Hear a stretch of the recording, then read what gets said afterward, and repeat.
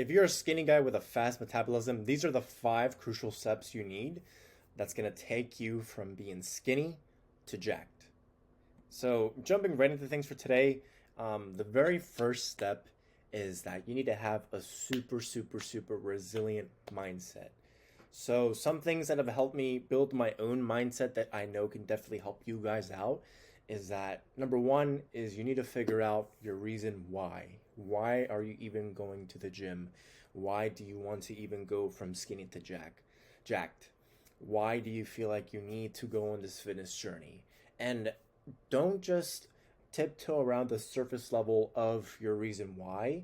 You want to get down to the root cause of why you are actually doing everything, or why, or why you are tiptoeing around that surface level answer. So, to be more clear in what I'm saying here, to give you an example, let's just say a skinny guy who's looking to gain weight, the reason why is to essentially to be able to talk to more girls. So that's the surface level answer, to talk to more chicks.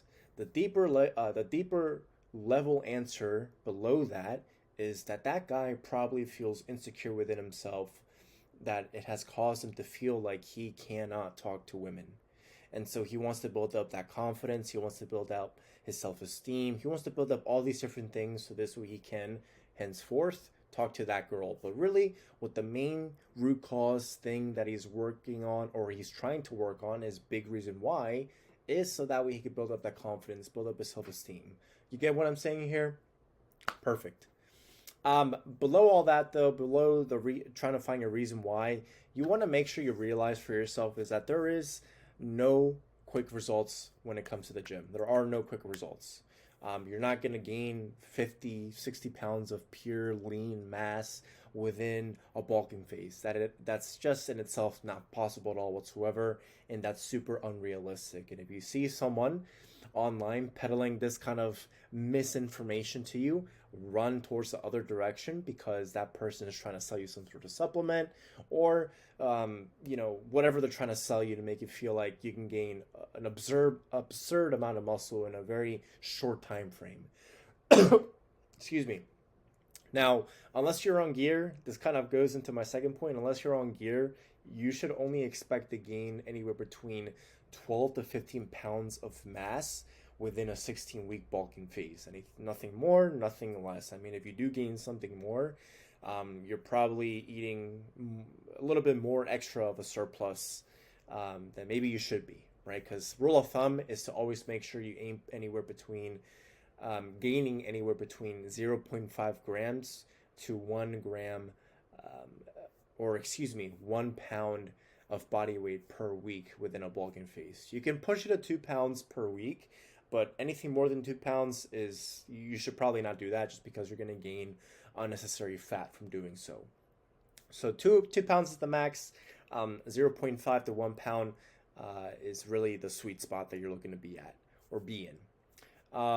Apart from all that, though, apart from just kind of the what to expect and being super realistic for yourself, the training portion is hard, the eating portion is hard, but really anything that is hard, it just means that you're able to do it, right? As long as you have the resilient mindset, it builds you up, makes you grow, makes you uncomfortable, but at the end of the day, nothing is really impossible as long as you have the right mindset to carry out the actions day in and day out, and be super consistent with it.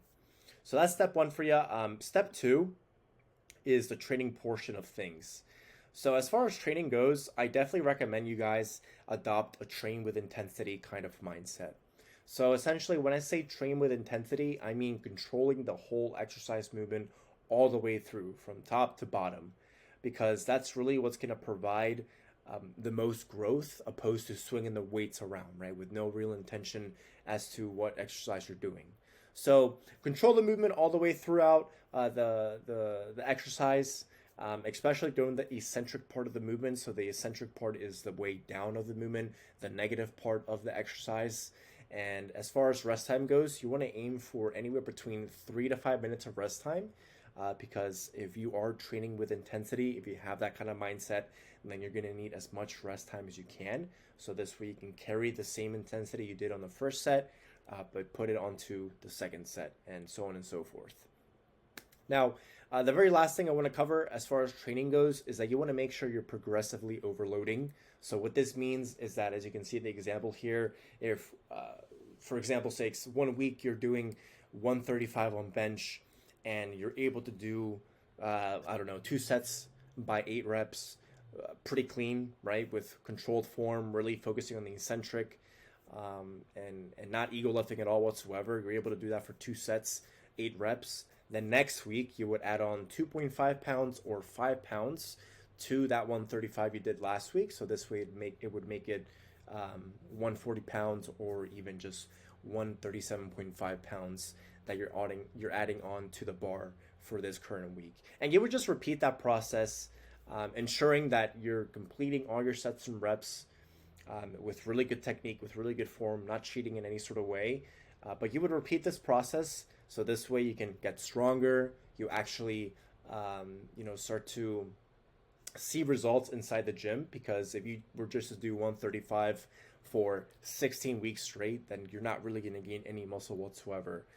I mean, if you're eating in a surplus, you're probably just going to gain all fat and not really much muscle at all. You're getting a little bit of muscle, but not as much as you could be if you were progressively overloading.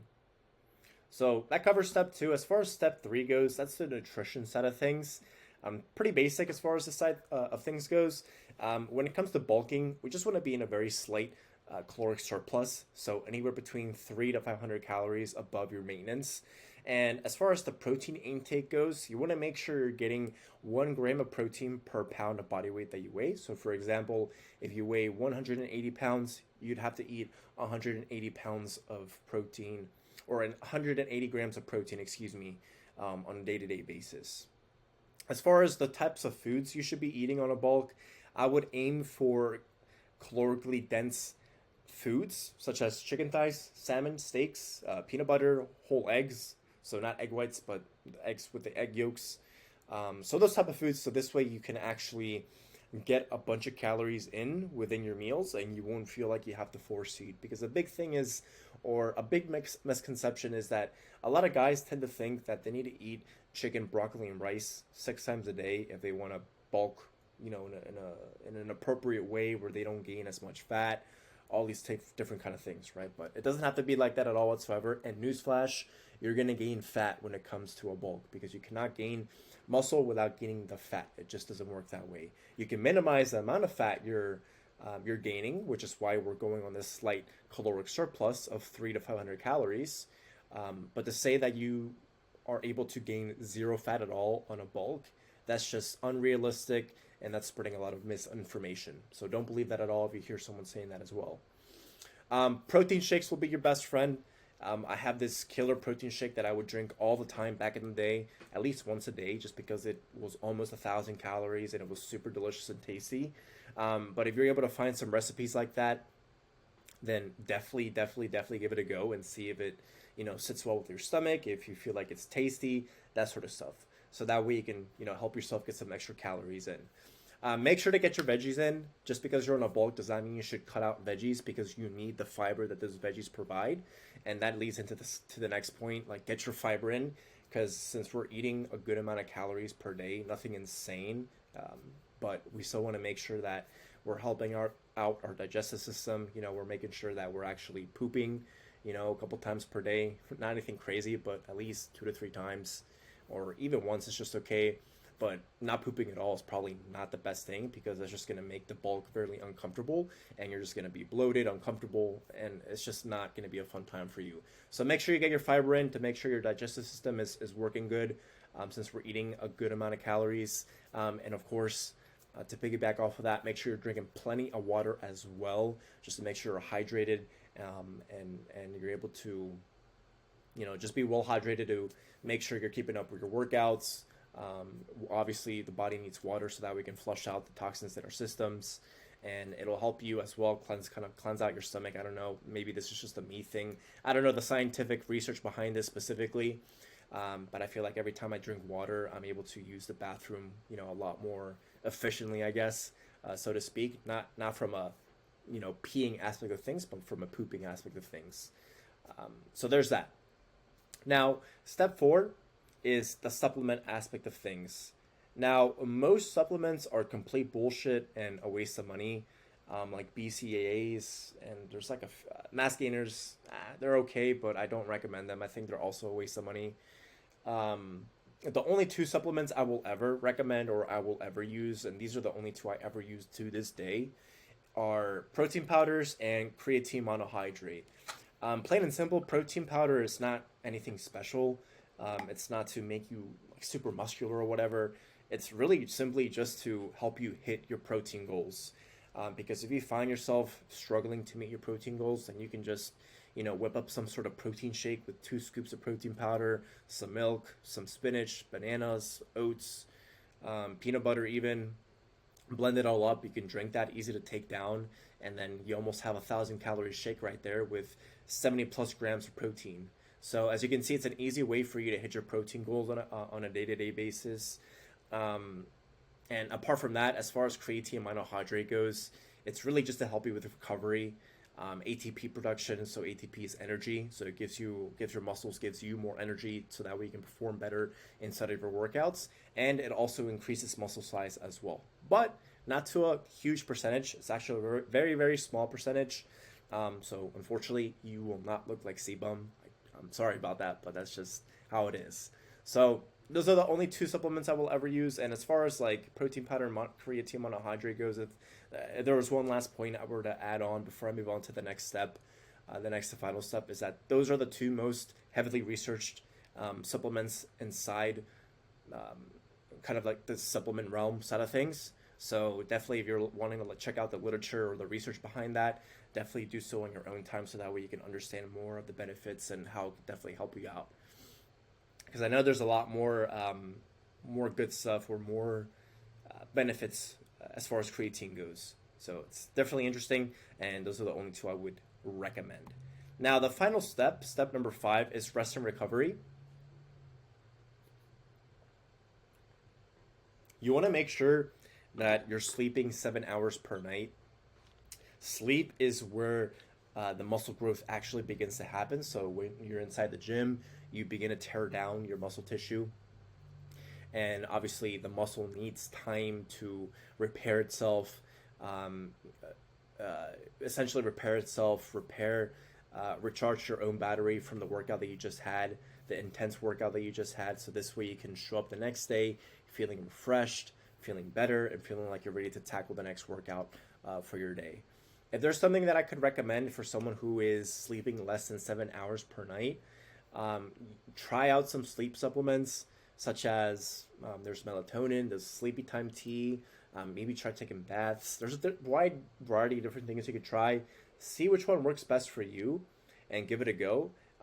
But if your sleep is a big issue, then definitely just try something or try anything that could help it out. If it gets to the point where at-home remedies do not help at all whatsoever for whatever the reason may be, I would definitely recommend seeking help from a health professional, so that way they can help you out. Maybe there's something deeper going on that you're not aware of, so that way they can get you all situated and set up right.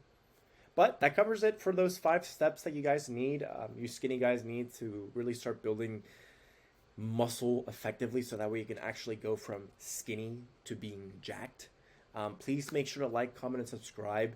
If you are a skinny guy with a fast metabolism who is looking for more personalized help because you've been through this road before and you're not really gaining the weight and muscle that you're wanting to gain, then please click the link down below in the description for my calendar link. So if you were to go to that link, you'd be able to find a good time and day for you to speak with me to see if I can potentially help you out and get you a little bit closer to your goals than you'd be able to do if you were to go down this road on your own. So until next time, guys, until the next video, take care and peace.